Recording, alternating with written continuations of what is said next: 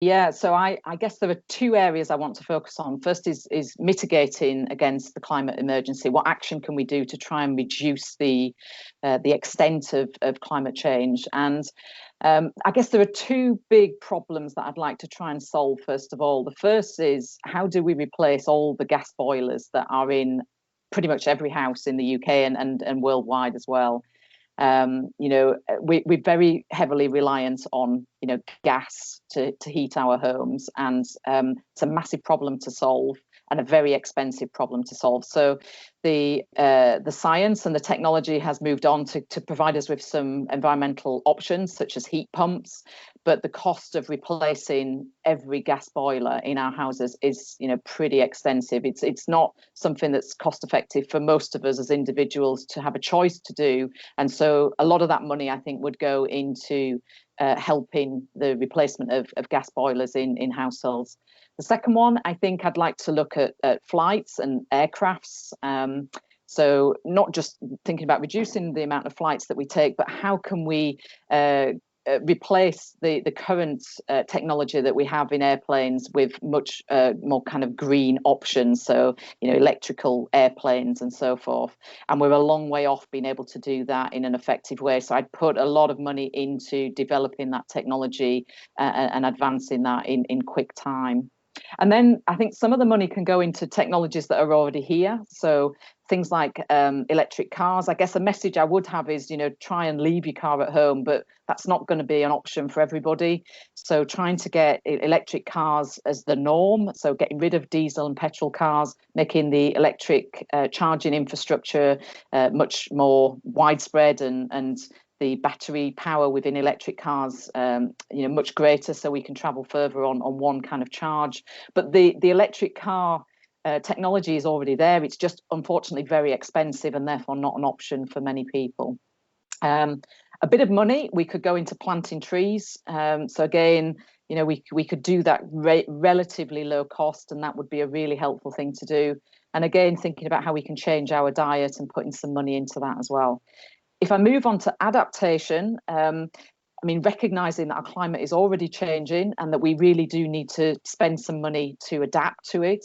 So we need to think about how we can put in resilient water resources, recognizing that there's going to be a real demand on clean water, and we need to find ways of making ourselves much more resilient with our water supply. We need to think about introducing early warning systems. So when we know there's going to be extreme weather events or heat wave events, we can get those early warnings in place so that people can take action. We can get, transport networks kind of resilient to an extreme event coming in. We can get the healthcare systems ready when we have big heat wave events and they're likely to see an influx of more people who are struggling because of the excessive heat. We, particularly in the UK, need to think about our infrastructure.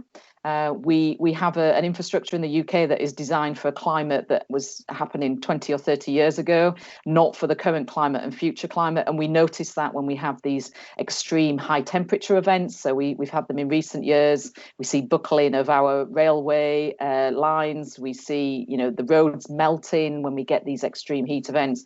So we need to make our infrastructure much more resilient to particularly the higher temperature extremes. And then thinking about agriculture, we need to think about, having more drought-resistant crops, thinking about irrigation systems. So when we have shortages of water, we can keep crops supplied with water. And when we have excessive water, again, we know how to manage and store that. So there's a number of things I would do with adaptation. So the list is quite long, but it is split across how we can mitigate and reduce the effect of climate change, but also how we adapt to it, because, it is already happening.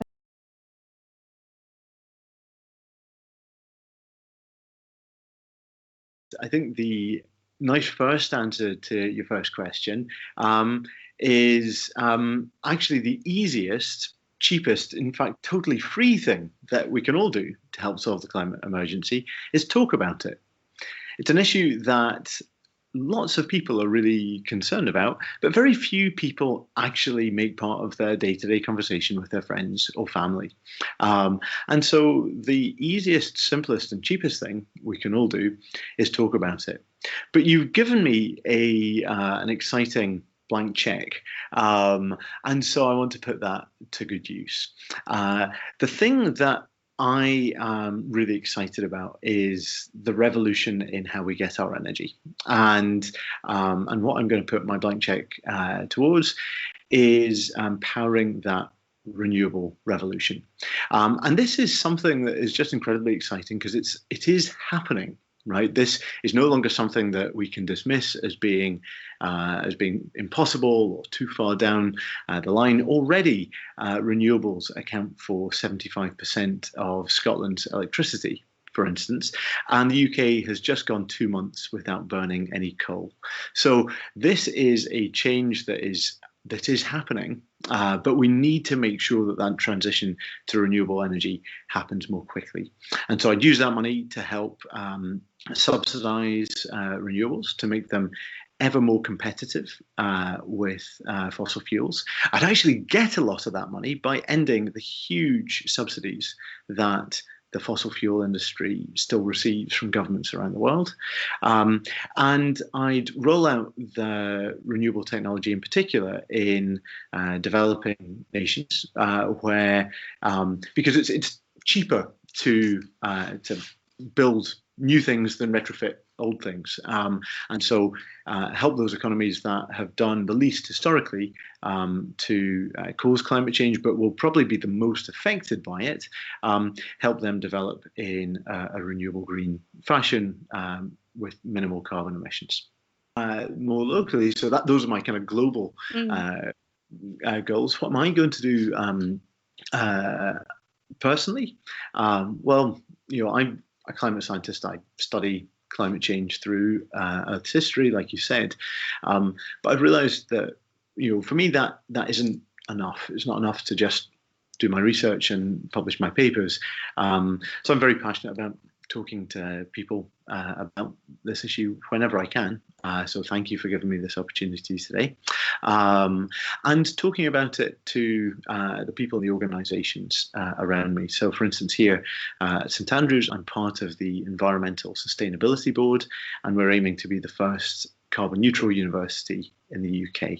And so I think thinking about the kind of ways that you can influence the organisations around you is really important in this. Finally, there are of course some personal steps that we can take and that I try and take. I now try and fly as little as I can, and I try and reduce the amount of carbon heavy foods in my diet, so I eat less meat.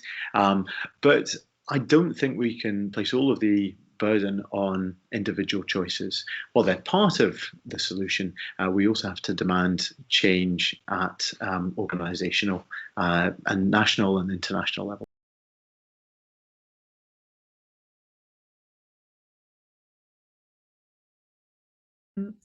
I have asked myself, what actually is money?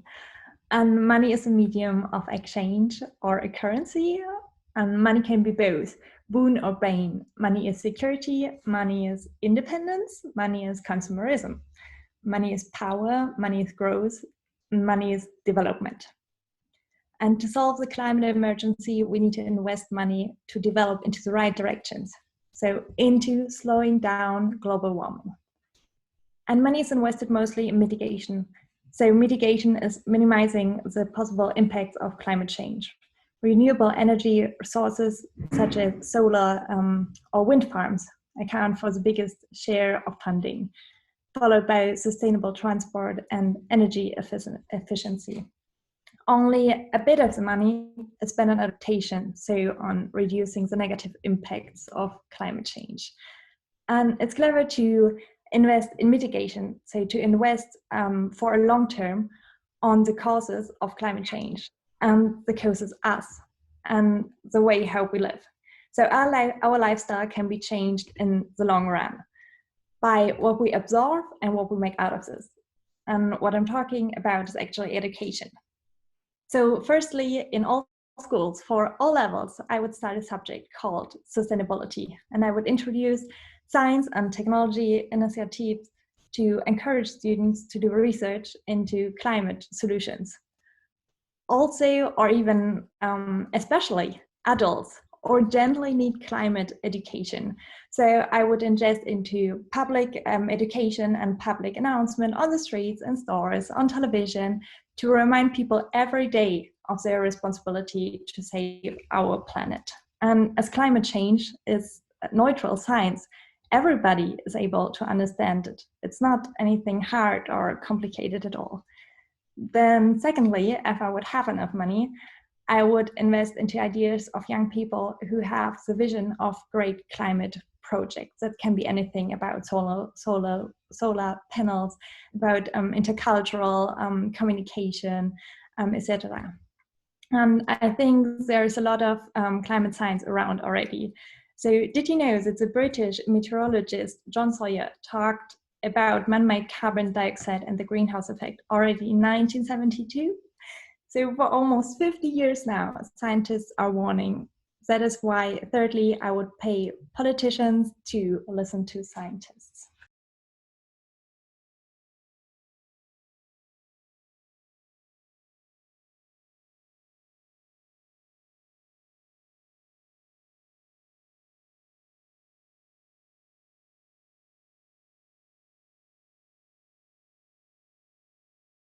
Yeah, interesting one. So there are some physical things I would recommend people doing, but I'm going to start with one that is something that I think we can all do, and that is just making your voice heard. So, speak out about your view on climate change and keep yourself up to date with current findings, the current science, but speak to your family and friends, speak to, colleagues that are around you. And also speak to people in power. So, write to your local MP, your local councillor.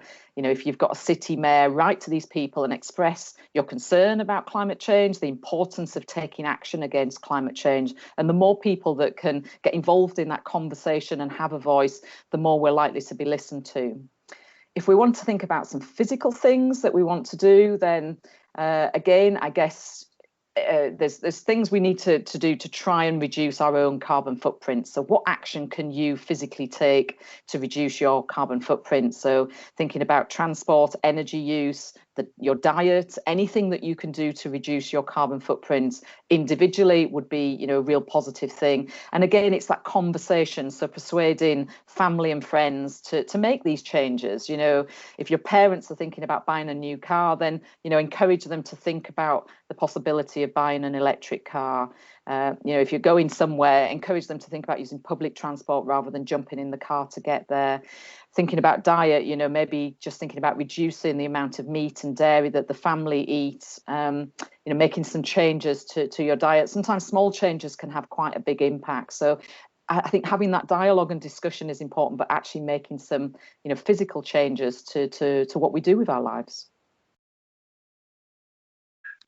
Great question. So I think young people have shown their amazing ability to make climate change a kind of top of the international agenda within the last couple of years. So at some level, you have already achieved things as a generation that people that a bit older than you, like myself, haven't managed to achieve. So who am I to tell you what to do? Keep doing what you're doing. What are you doing that's really effective? Well, you're talking about it. You're making noise about it. The school strikes movement has just had an enormous impact. The success of this, I think, is seen amazingly in things like the OPEC countries, the oil-producing countries of the world, in their annual statement saying that the school strike climate movement is a threat to their business model. This really has had an impact. So young people, I would really encourage to kind of keep up that good work. Join your local and national organisations. In the UK, that's the Youth Climate Coalition. Join that movement and organise so that you can be part of that growing voice of young people demanding a better future for themselves. The kind of double-edged sword here is that young people will be more affected by climate change than any previous generation, but also have the most to benefit from fixing this problem, and have some of the biggest potential in terms of fixing this problem. You have a tremendous impact on the people around you, your families to begin with, right? Nobody is more likely to change the mind of their parents than their child, and there's sociological research that proves that, right? So influence your family, and then what organizations does your family work for?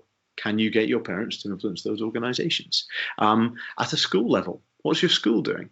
Where does it get its energy from? Where does it get its materials from? And what's the carbon footprint of that? So you can have an enormous influence both on your immediate surroundings and by collectively organising onto the world and the international agenda at large. You young people, your generation is known for questioning things. I really like that. It's important to question things. You only give your okay if you're really okay with things and you want to understand what is really going on. What is going on our planet? What are the impacts of our choices that we'll make here? What are the impacts on the rest of the world? And so given this awareness, you're given the opportunity to shape the world around you, may that be in the UK, in Europe, on the world, on the globe. You're active people and you're full of energy. So climate change is connected to basically everything. And that is why you can just get involved with whatever is your priority. Just get involved and you can make it better. Like to make it short, questioning, learn from the past. So what the rest of the people did wrong, learn from the past. Get involved and make use of your voice. So spread the word and vote.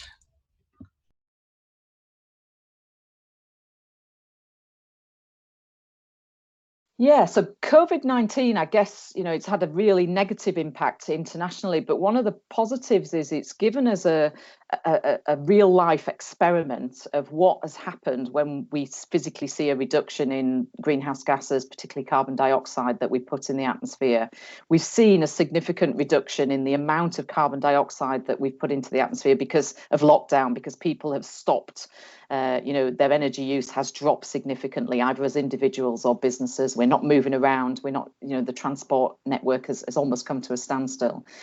And so we've physically been able to see what that impact is having. So it's provided us with a real life experiment rather than looking at models of how that might happen. It also makes us realize that, yes, we can do this. There have to be some real physical changes, but if by changing the way that we work and move around, we can actually reduce our carbon dioxide emissions. So it gives us, I guess, a positive that these things can happen. And also when we think about coming out of COVID-19, it's thinking about that recovery plan and doing that in a sensible way. So again, there's talk of a green recovery plan, so how we can recover from the economy can recover from the lockdown that we've had, but doing that in a green way and actually benefiting from that. The economy could actually benefit if we implement some green environmental changes in that recovery plan. So all of these things. So I think there's an opportunity because of COVID-19 to think about how we might maintain some of those reductions that we've seen, but also thinking about during the recovery how we can do that in a much more environmental way as well. It's a really fascinating question. There has, of course, been a small drop this year in carbon emissions, but we've got to bear in mind that they are still above zero. What do I mean by that? So there's less carbon emissions than there were, but we are still putting CO2 into the atmosphere. And to stop climate change, we need to get to net zero. We need to have no net emissions of CO2 into the atmosphere. So, there's hope in that we've seen that the kind of carbon, the international carbon emissions machine can be altered right? The behavior can change that. But it also does show us the scale of the challenge in that, we still need to do more. So how can we do more? How can we learn from this going forward? Well, I think some things that this has highlighted to me are that although it's good to try and encourage people to make good choices regarding CO2 and climate, that ultimately that isn't enough. I used to always think that saying, "Hey, what would you do if your health was at stake?" Was the perfect analogy, thinking that if your health was at stake, of course you'd do everything that you could to stay healthy, and that you'd make that decision first and foremost. And lots of people have made that decision, but it's not unanimously been true, right? We don't just in this situation, we rightly haven't just relied on everyone to kind of work out what the right thing to do was. What we needed are governments to act and businesses to act and companies to act, and collectively, with some combination of individual action, but also government intervention and also intervention by businesses and companies, we've managed to stave off the peak in this global pandemic. And I think the analogy is apt for climate change and CO2 emissions as well. That while individual actions can make a difference, they're not going to be enough by themselves, and they need to be encouraged by governments and businesses. Again, the exciting thing is that we're at a time where those are very high on the agenda of governments, more so than ever before, but also of businesses. So you have this kind of list of the world's largest companies, the Amazons, the Apples, the Microsofts, committing to going net carbon neutral by 2050 or 2045. But we need to now ensure that that happens. And we're at a moment where that is critically important. On the other side of the pandemic and lockdown, there will likely be government spending to help boost economies globally. And what flavour that takes will have an effect on climate with ramifications for several decades. If that development is done right, then this could be the kind of final push in the change to renewable energy and the kind of final last gasp of the use of fossil fuels. And so I'd like to be optimistic that that is the way that we can develop out of this pandemic. But that's not going to happen in isolation. That requires all of us to continue to use our voices to say that we want this, we demand this for ourselves, for the generations that come after us, for our planet. And so I'm really keen that we all use this moment and use our voices to make them heard, locally, nationally, internationally, that we have to come out of this better than we were before. The COVID-19 lockdown happened on a short time scale of only a couple of months. And global warming is happening for decades already. So both are based on science. And people who do science, so scientists, are natural observers who make recommendations based on impartial calculations. And those countries where scientists and researchers were strongly advising and where politicians and the public has been listening to the warnings, those were way better off during this COVID pandemic. So I would like to see people listening better to scientists as science matter. I'm hopeful that is going to happen. And then a second point, we've seen that COVID as a pandemic is an accelerator for evolution.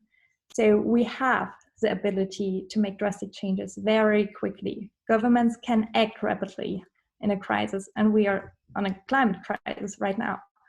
So they have spent billions of pounds for emergency relief funds. They can do it as well for climate change. Then what is not about the government or a scientist, but about each of us. The lockdown is having an impact on each of us personally. So may it be that we wanted to have bananas for our breakfast, but bananas were sold out in supermarkets. We were not able to see our friends, and maybe we even missed school for that we couldn't see our friends. We were not able to go to the gym, they were closed, and our holiday was cancelled. But suddenly we had more time for ourselves and we had more peace. We could breathe clean air because air pollution was reduced due to less traffic. And we went out for walks, discovering our region. We valued nature more. So in this time, we discovered what is really important for us. What do we really need, and what actually is luxury? Consumerism, traveling far away, or is it social relationships we really need? So the lockdown has increased awareness of our lifestyles. And finally, the last point to put it down to practical things we have learned from COVID, from the lockdown, and we can apply to reduce global heating in the long term. I think that is less unnecessary air travel for business meetings and more home working, because we have better abilities now of video call conferencing facilities, car-free city centers, improved healthcare systems, strengthening international collaboration between scientists and governments around the world. And well, as I just said, the awareness of how everything and everyone is really connected on this planet.